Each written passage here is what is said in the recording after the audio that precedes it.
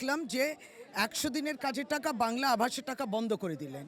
তাতেও কিন্তু বাংলাতে বিভিন্ন নির্বাচনে বাংলার জয়, তৃণমূল কংগ্রেসের জয়যুক্ত হচ্ছেন, সেটাকে রুখতে পারল না।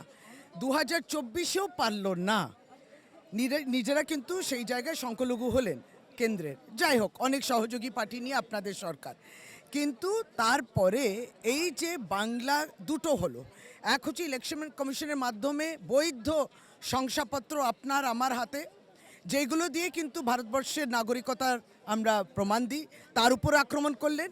আর দ্বিতীয়ত পরিযায়ী শ্রমিকের উপরে, যাদেরকে মনে আছে সেই দৃশ্য 2020-তে যখন তারা রাস্তায় হাঁটছিলেন, এই কেন্দ্রীয় সরকার তারা চিনতেই পারলো না।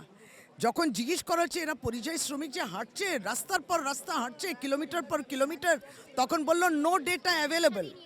আজকে সেই পরিযায়ী শ্রমিক বাংলায় কথা বলছে, তখন বলছে তুমি বাংলাদেশি। এটা চরম অপমান। এবং তারা কারা, তাদেরকে কে অধিকার দিয়েছে যে আপনারা ঠিক করবেন যে দেশের নাগরিক কে কে আর কে নয়?